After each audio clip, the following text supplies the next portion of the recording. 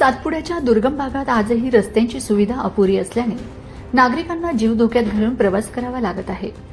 मोलगीपासून मणिबेलीपर्यंत जाणाऱ्या रस्त्याची अत्यंत दयनीय अवस्था झाली असून या रस्त्यावरून प्रवास करताना नागरिकांना मोठ्या अडचणींचा सामना करावा लागतोय. विशेष म्हणजे दळणवळणासोबतच आरोग्याच्या सुविधांसाठीही याच रस्त्याचा वापर करावा लागत असल्याने परिस्थिती अधिक गंभीर बनली आहे. मोलगी ते मणिबेली हा रस्ता 2009 मध्ये प्रधानमंत्री ग्राम सडक योजनेतून तयार करण्यात आला होता. मात्र वन विभागाच्या नियमांमुळे निर्माण झालेल्या अडचणीनंतर संबंधित ठेकेदारावर कारवाई करण्यात आली होती.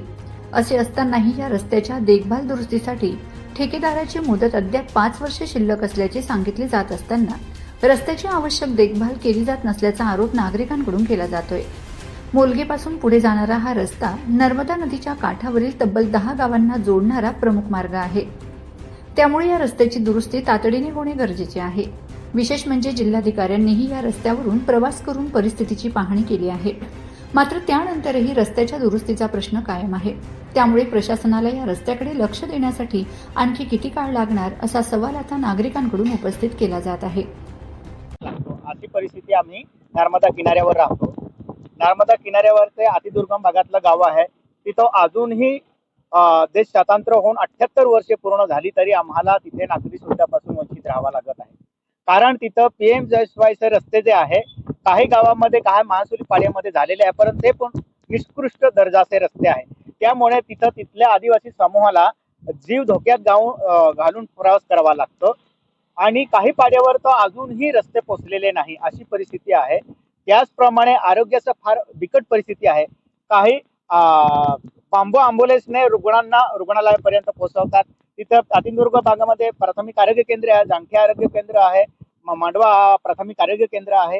तिथे सुद्धा पुरेशी सोयी सुविधा नाही. दादा काय नाव आहे आणि कुठल्या गावाचे आहेत आपण?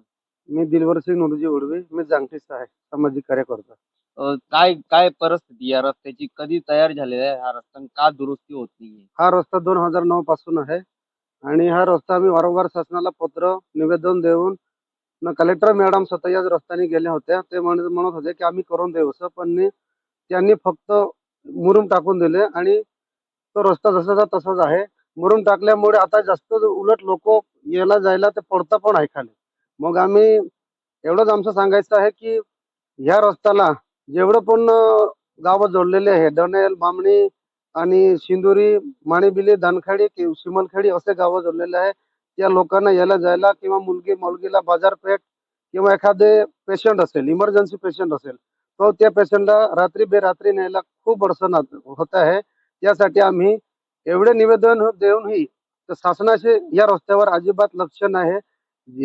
ठेकेदार असेल किंवा कोणी या रस्त्याचा जबाबदार असेल त्याने त्वरित तत्काळ हा रस्ता दुरुस्ती करावा किंवा नवीन मंजूर करून न द्यावा असं आमची विनंती आहे.